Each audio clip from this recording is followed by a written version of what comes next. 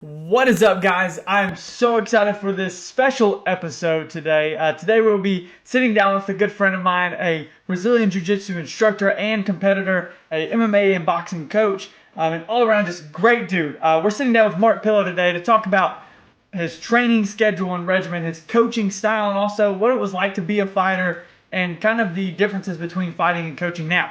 But first and foremost, I asked him what is his favorite sandwich of all time. And I alluded to this in the last episode that I did. Mark's a very simple man. And so his response did not surprise me whatsoever. A PB&J. And let me tell you, I've got one right here. I'm about to taste test it. I'm going to break it down, and then we're going to jump into our interview with Mark. So you're going to watch me for just a second. Here we go. A PB&J, I don't think there's any better combination other than like Oreos and milk or something like that, or burgers and mac and cheese if you know about the food truck back in the day. Um, so simple yet so good. I can't wait to sit down with my buddy Mark. Let's get into the interview. Buckle up, put in your headphones, grab a sandwich. Mine's a PB&J today, and kick your feet up because here we go.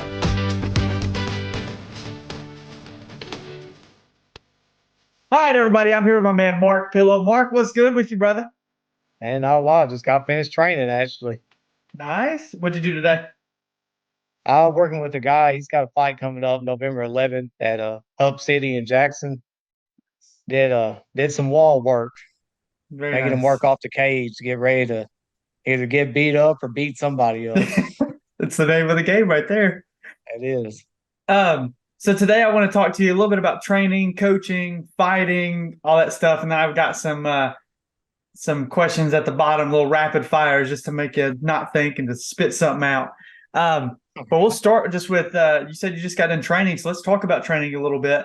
I know that you used to do powerlifting back in the day, and obviously I follow you on Instagram and all that stuff too. What do you feel like powerlifting still in the sense of what you're doing gives you a slight advantage in competing and things like that? I mean, what's your stance on that? So I know some jiu-jitsu competitors that use powerlifting as part Mhm. of their routine, kind of a supplemental style training. I personally I don't do it as much anymore. I do more, I call it functional training. It's a lot Yep. of kettlebell work. I use it for cleans, presses, and doing things like that, working off the floor. Um, the powerlifting, it's got its place. It can help you out, but it can also hinder you at the same time. For someone young coming into it, I would recommend doing explosive workouts and trying to get stronger. For somebody that's getting around to my age, I stick, like I said, with the more functional training. It helps me out, keeps me fluid, I guess you could say. And Yeah. no, I gotta stay healthy myself too. I train with a lot of teenagers, 20-year-olds, so it's got its place. Is the main So they way I keep you would on your probably put toes it. right there. Those 20-year-olds and Yeah, teenagers keep you going. big time, Um, man. I also noticed on your Instagram you do a lot of band work with the bands. I've seen UFC fighters using them before. What are those, and what is that? Does that give you some type of competitive edge, or what's the purpose of using those? No, what the bands are really mainly for, it's not necessarily for competition. So what the bands are good for is they're less impactful on my joints, Hmm. and it helps me to be able to do a workout. Um, uh, I'm trying to think of the best way. Like, in exercising, you can do speed work, you can do endurance, you can do Yep. power, strength, and all that. The bands are good for my endurance and creating better stamina because I can go faster with them. I don't have as much pressure on my joints, and Hmm. I can do more of a workout using those. They're good for all around movement, mobility, um, some strength, but mainly power. Yeah. So, they've helped me out with my mobility and everything else, staying healthy, keeping my Yeah. joints healthy. You've said that multiple times now. It seems like that's really the whole purpose of doing what you're doing now is just to stay healthy and stay in shape, right? That is it. And also I've got younger people at our gym that kind of they ask me questions and you know, I'm trying to express to them longevity is key. Oh yeah. You want to be able to keep doing this, you've got to do it smart. Yeah. You can get out there and you can beat each other up, but you've also got to do it in a more controlled fashion, and you've got to have things on the outside to supplement in to help you to strengthen your joints, to strengthen your muscles, and they're this is detrimental on our bodies. Oh All of yeah. it is. And it's better to be smart about it than it is to just go in there and be a bull in a glass house. Oh, 100%. That's how it Yeah. was back in the day. Back, back in the Team Um, Rock days, that's what we did. We just oh my bull and china gosh. shops. That's all we did. We just beat the crap out of each other. Yep. I remember leaving there bloodied up every time. And in a sense, I guess it kind of taught me to be tougher. And Oh yeah. I'm even at my age now, I'm still not scared to take a punch. I'm still not scared to get in there with younger guys. Oh yeah. It strengthened me. My mental game has always been pretty strong anyway. So, Right. but I don't do that no more.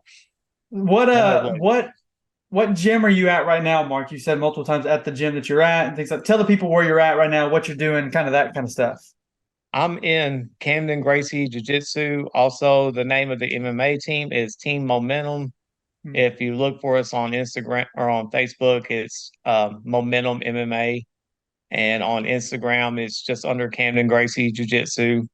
We're under Professor Jorge Boris, and we are affiliated with him out of Lexington. And he has multiple schools, and including a couple now that some people may recognize, the Wild Side in Clarksville. Oh yeah. Oh yeah. They're affiliated with our association now. Nice. So professors, he's reached out to a lot of these teams, and they're all kind of just linking up now with each other. Heck yeah. He's trying to build a community, and I'm trying to do the same thing. I'm going out trying to cross train with other gyms as well. Some up in Nashville and some in Jackson, a couple other places. That's my team. It's the Camden Gracie Jiu Jitsu under Professor Boris. Very nice. I know actually so funny story you brought up Wild Side. Mike Merriman, you know Mike. Do you Oh know yeah, Mike? So yeah. Mike Merriman, he came into my job. This was back when I first started the podcast, literally after the first episode. He walks in and he's like, "Man, I want to check out the facility to host an MMA fight here." And I was in the office, and a guy that I work with was like, "Brandon, you need to meet this dude." Turns out we've known each other since I was like 8 years old, just by crossing paths and whatnot. He Oh had yeah. fought, and he had fighters fighting Camden and all that stuff. And so now, like me and him, we talk on and off every now and then, and hopefully going to get in there and interview some of his fighters and people and all that stuff. So yeah, Wild Side. I mean, I know who you're talking about there. Um, Wildside's a tough team, man. oh yeah, oh yeah. So let's talk about. I want to kind of get into fighting history first for you before we get into coaching now, because I kind of want to go back in the timeline before we get to the present day, right?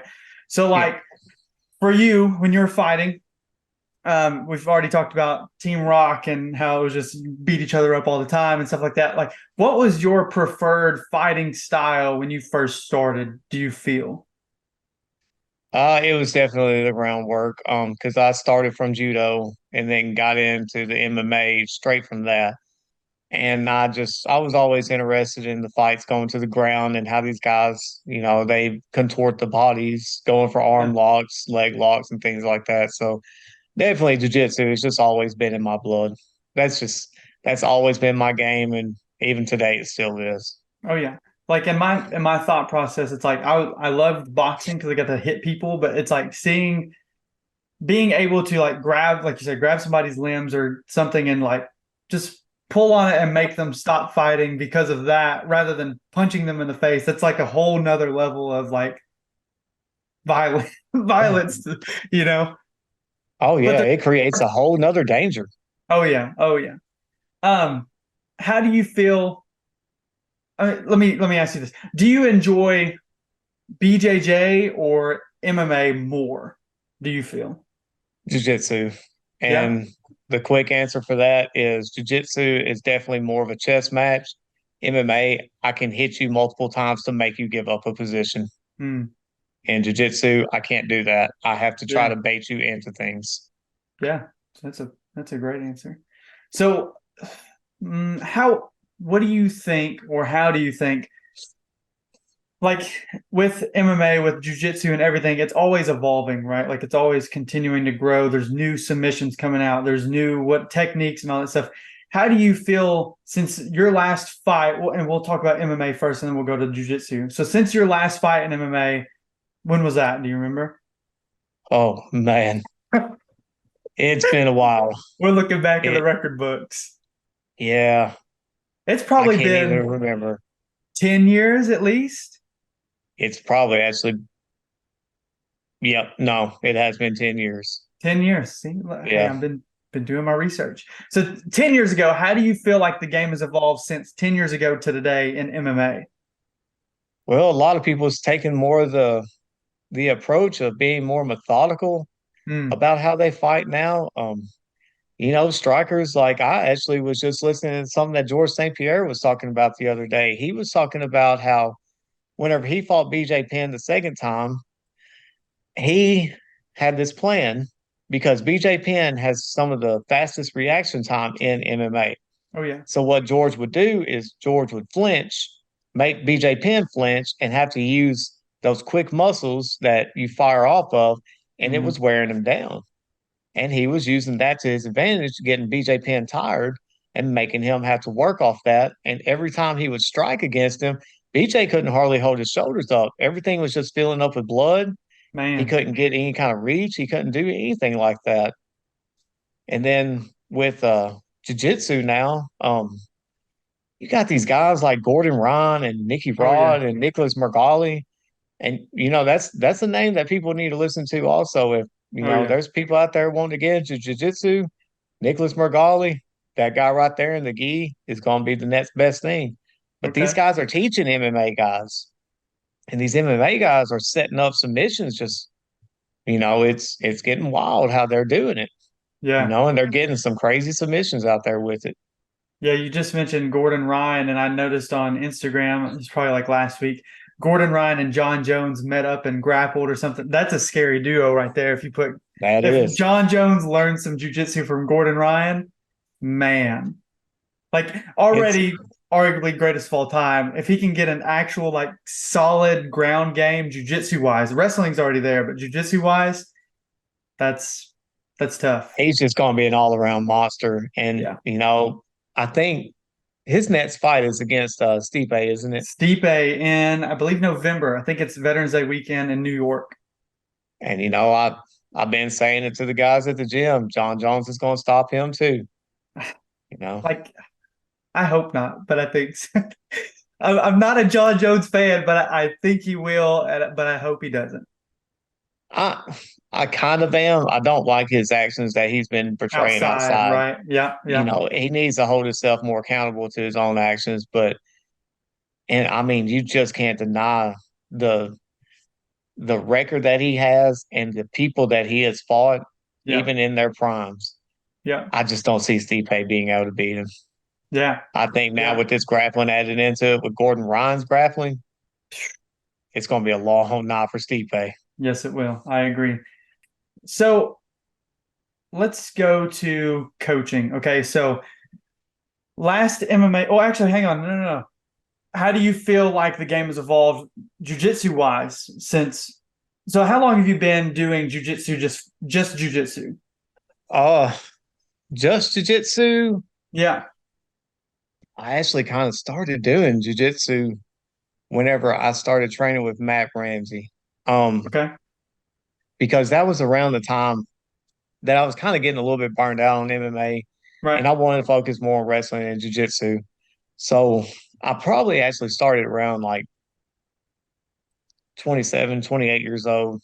Okay. And I did it for a couple of years with him.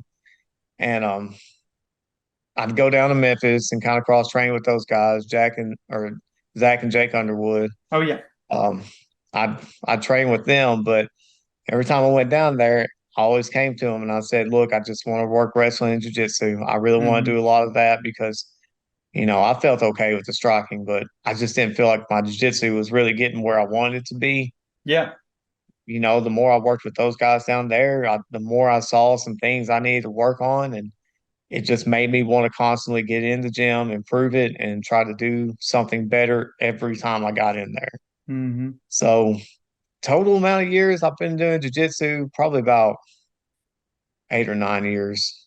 So how has the jujitsu game, do you feel, or even just your game in general, evolved since, 28, 27 years old to now? Um, like technique wise or whatever. I'd say that a lot of it, jujitsu is kind of, it's, man, I'm trying to think of like the best way to put it. Yeah, I'm not wanting to say like it's slowed down, but you got to be a heavy thinker. As sure. you get up, like I'm learning that the higher I go up in it, the more I have to be thought out and plan ahead. Hmm. I've, I teach a lot of my guys, always be one step ahead, always be one submission ahead of what you're doing. Yeah. Because if the one that you're working doesn't sink in right off, you need to have the next one planned out. You need to always be one step ahead of yourself. Oh yeah, Because if you're a step ahead of yourself, you'll stay ahead of your opponent every time. absolutely. It's definitely evolving. Jiu-jitsu is a lot different from those years to this year. Oh, oh yeah, because I can remember like jujitsu for us back in the day was watching the 1001 submissions DVDs and then getting on the mat and trying to learn how to do them from watching the Oh my DVD. goodness, yeah. Yeah. I So it's forgot about definitely, that. oh yeah, oh yeah. I think before I moved to Clarksville, I think I still had the set at home, like burned DVDs just stacked up from old Good UFC fights and gracious. 1001 submissions. It's crazy to think about some of the stuff that we used to do because, Oh a lot of the man. stuff that it was a lot of basic stuff, but um now I study different jiu-jitsu guys. Like Yeah. there's a whole app. It's called BJJ Fanatics. You can Okay. you can get instructional videos on there. And in my mind, at first, whenever I would hear people talk about it, I was all like, that's lame. You're not going to learn anything off the video if you're not applying it. Right. These guys really break it down for you. And like Gordon Ryan actually was kind of explaining it. He was all like, this is basically a seminar on a film that you just don't have to show up to. Yeah. And it's helped Man. me out a lot, studying the film and seeing what these guys do. And it's changed a lot of things for me. Yeah. That's awesome. Very cool. Technology is like the has come so far since back in the day as well, especially whenever you're able to access everything through the phone now. Oh, yeah, it can be your friend. It really can. So let's talk about your movement from fighter to coach, okay? So I know there was a little layoff few years where it was kind of just like weren't really into it. That's when you were doing powerlifting pretty heavily, right? And Yeah. then now, like with Camden Gracie Jiu Jitsu, like I feel like there's this whole new Mark Pillow revived kind of deal. What kind of made you get back into the game for one, but then two, like want to become a coach and instructor? So I had an injury and I dislocated my elbow. Hmm. My elbow was, to say the least, it was coming out of my arm. And after that happened, after it healed, I went back and I started training and I just panicked at every little thing that happened. I couldn't stand for anybody to actually be on top of me. I couldn't Hmm. stand for people to be like, if I was on top of somebody else and they started like bucking real hard to try to get me Hmm. off, I couldn't stand that. I had to get out for a little bit. I needed something else because I'm very competitive driven. I Yeah. am. I like to compete. It's always just been something I enjoy to do. I had to have something. So when I left the fighting world per se, I needed something. And I always was kind of interested in like strongman stuff and powerlifting and all that. Yeah. I got into powerlifting and I did all right in it, especially for the age I was, for the weight I was. I mean, Hmm. my mat squat was 410, my max deadlift was 475, and my bench press was 250. I Nice. did it all at 185. Um, and I'll tell you exactly where I decided between that and getting back into jiu-jitsu was my first powerlifting competition. That was the most boringest thing I've ever done in my life. Not very And competitive. It's just like you walk up on the platform, squat, walk away, wait a little bit, and then yeah, and I'm looking at everybody around me and I'm seeing like these 18-year-olds and 20-year-olds, and these kids are smaller than me and they're putting up numbers, and I'm like, I'm never going to get to that point. right, yeah. And I'm comfortable with it. And do you remember Bobby Taylor? Oh yeah, yeah, yeah, yeah. His son, Jeff Carls, he competed in it. That kid is like 5'6" or 5'7". I think he weighs like 140 pounds.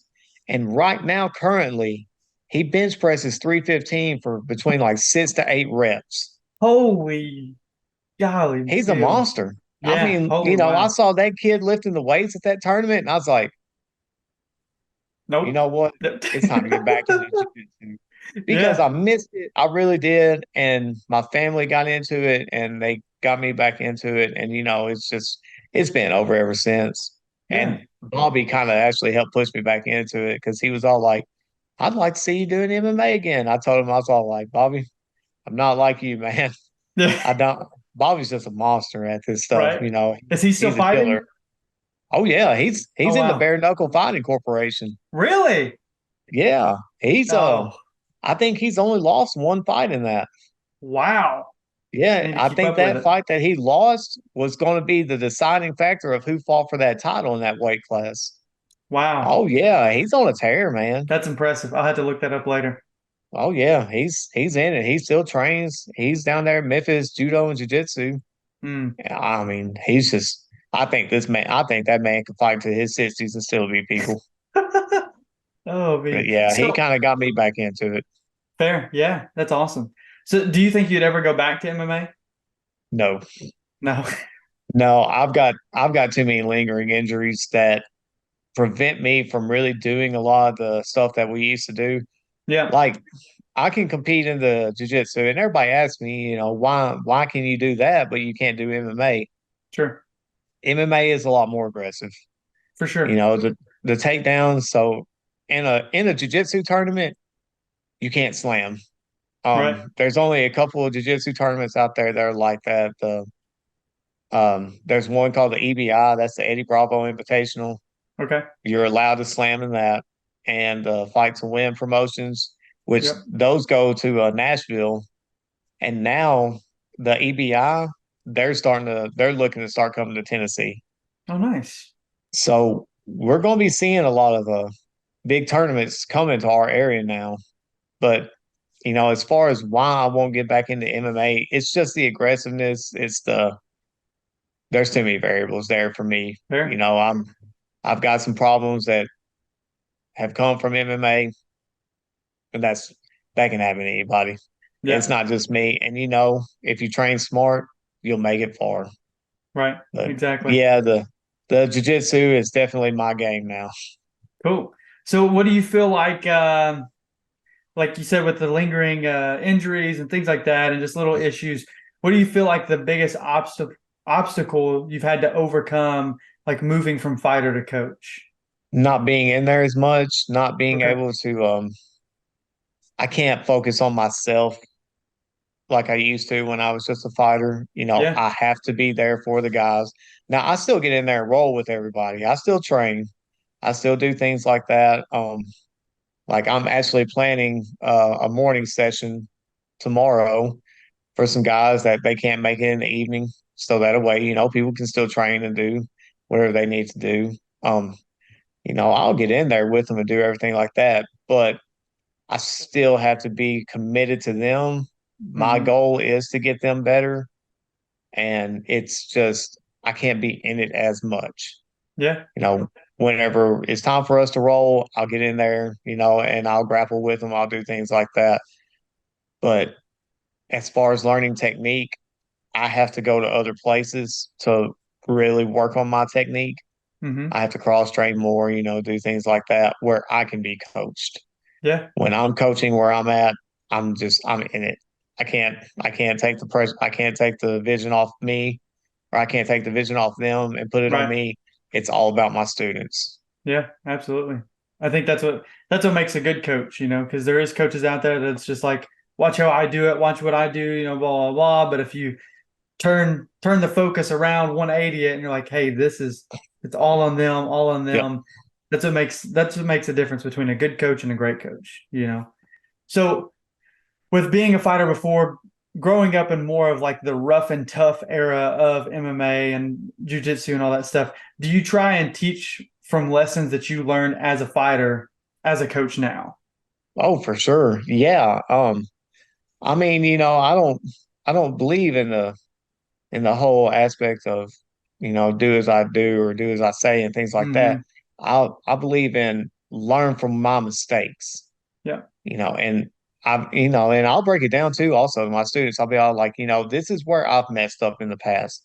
This is where I should have been focusing on instead of focusing on this. I Hmm. go over a lot of things that I could have done better and where I'm trying to improve them For as sure. far as, the way that I did things wasn't always right. I did have good coaches in the past. A lot of these guys, they had their knowledge, they knew what they were showing me. And I still implement stuff that I've learned in the past because there is a lot of training where I've been to some places where, man, they don't push their guys at all. I Yeah. believe you still have to be pushed. It's still combat sports. Oh It's yeah. still hard. It's still going to be rough. You got to get in there. You got to get gritty. You got to get dirty. But at the same time, I know better how to train them and not get them hurt, but also how to Hmm. push them at the same time. Heck yeah. You know, that's Yeah. about that's my main goal. I want to push, but I want them safe. Yeah. Longevity. Like you said earlier, longevity. That's the Exactly. name of the game. So talk to me a little bit about what fight day looks like now as a coach. So like if Mm. you have a fighter going into a fight, say you've got a guy you said in November, right? That's fighting, right? Yep. Okay, so Yep. what is fight night going to look like for you as a coach with your fighter? A lot of it is freedom. I want him to just kind of so whenever we were there the last time, I had a guy he's already fought once before. Okay. Unfortunately, he lost it by split decision. I was actually in the ring with my camera on because I thought he won. Ah, Whether the judges really saw it like that or not, right. it is what it is. We take the loss and we move on. We work on things that I Yep. saw that we need to work on. Um, for that night, I give him his freedom. I don't wear on him too much. I check in on him. I might hand him a bottle of water, but I don't tell him to drink it. I don't tell him, hey, you got to do this or you got to do that. I Yeah. want him to start, immediately being relaxed. Just smile, have a good time, be with your friends for a little bit. And as the time approaches and gets closer, then I start kind of lingering around a little bit more. I start hanging around, start kind of trying to get him to move a little bit. We don't stretch until after we've hit the pads for a little bit. Um, Once he's hit the pads, I've got my techniques and things like that that I do that I've learned from other gyms. I Hmm. keep him, breathing normal. I want him to breathe, keep his mind focused, keep his eyes, focused on what we're doing, keep his mind focused on what we're doing, have him moving a little bit, have him relax, have him move, have him relax. Just kind of a little, we're going back and forth, but I just want them to stay ready. We'll hit Yeah. the pads, then we'll stretch. We'll have some water, do some pads, stretch, water. And after that, we start getting them focused on the mind. We start getting the mind ready. We start getting the mind ready for the fight. We understand that the nerves are going to be there. And I tell them beforehand, you're going to get punched. It's going to hurt. It's going to Yep. suck. You're going to get caught in something. It's going to hurt. Everything you're doing in there is going to hurt. Yep. If you go in there and you already know that that's part of it, you'll be fine. You've won half the battle at that point. Yeah. I mean, you can't live on those kind of ideas. It's just going to happen. What is cornering between rounds look like? Like are you trying to hype him up a little bit, or I listened to Greg Jackson talk not too long ago on a video, and he was talking about how the number one thing he tries to do is just get the heart rate down first. Then he maybe That's says one or exactly two it. things, and then that's it. You know? Yeah, I don't get heavy on instructions. I just tell them, be like, hey, this is what this guy's doing. I need you to stop following in this. I need you to stop falling into this. So what I do, I get them cooled down. I take the ice pack. I don't Mm-hmm. let them sit down. I don't want them to sit down. Um, I'll have him throw his arms over my shoulders. And while he's doing that, I'm kind of pushing on his chest, having him breathe on my hand Mm-hmm. as I'm putting a little bit of pressure on it. So that way I can make the lungs start working, get them full with air, and he's going to be fresh again with the next round. I'll take the ice pack, put it on his neck or a little bit on, like kind of a little bit lower on his neck, Yeah. and I'll give him a couple instructions. But no, I don't hike him up in between rounds. I want that heart rate down. Yeah. I want him breathing, I want him cool, and I want him to hear what I'm trying to tell him. Because if you try to go too far overboard in instruction after in between rounds, you're just going to completely throw a whole fight Oh plan out yeah. the window. Oh yeah. Because You then know, there's so if I many little things to think about, right? And then they're like trying to be exactly, perfect, thinking about the little stuff, and then everything falls to crap. yep, exactly right. That's Yeah. exactly it right there. Man, I love it. So I mean, what else? I mean, is there anything else that you want to add? I've got a few more questions, but really those are kind of off topic ish. So, what else is on your mind? What do you want to bring to the table today, Mark? If there's people out there, I guess, there's people interested in this whole thing. There is. There's people that want to fight. There's people that want to do jujitsu. Um, your first step to doing this, to winning this battle, is getting in there and doing it. Yeah. Um, if you're interested in it, find you a good gym. If you've got questions about how to tell if it's a good gym or not, I mean, people can find me on Instagram. They can go to the Camden Gracie Jiu Jitsu page and find me.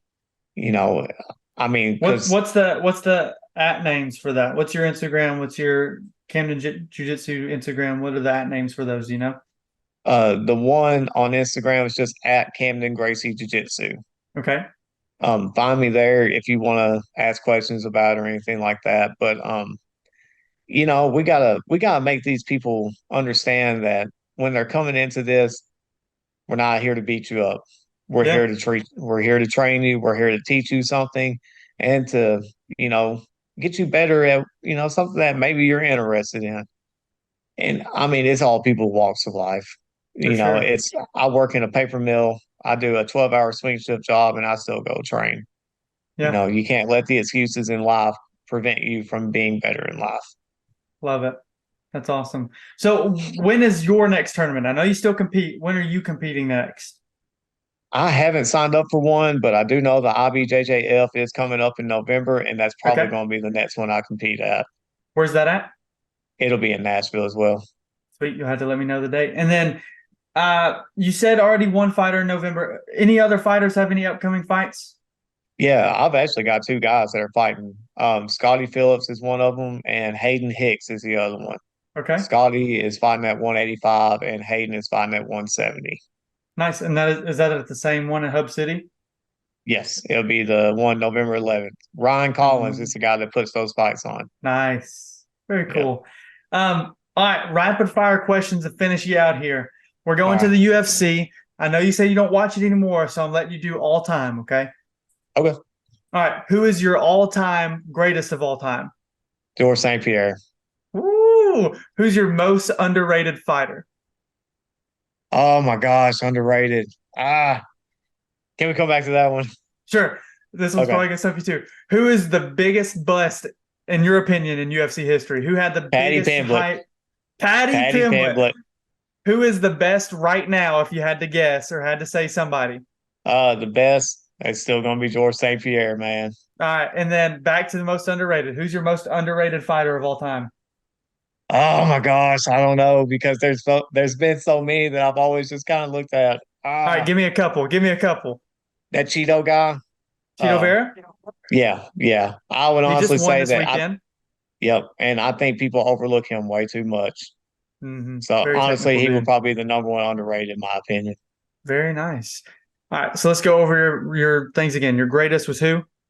George St. Pierre GSP, most underrated. Cheeto, biggest bust.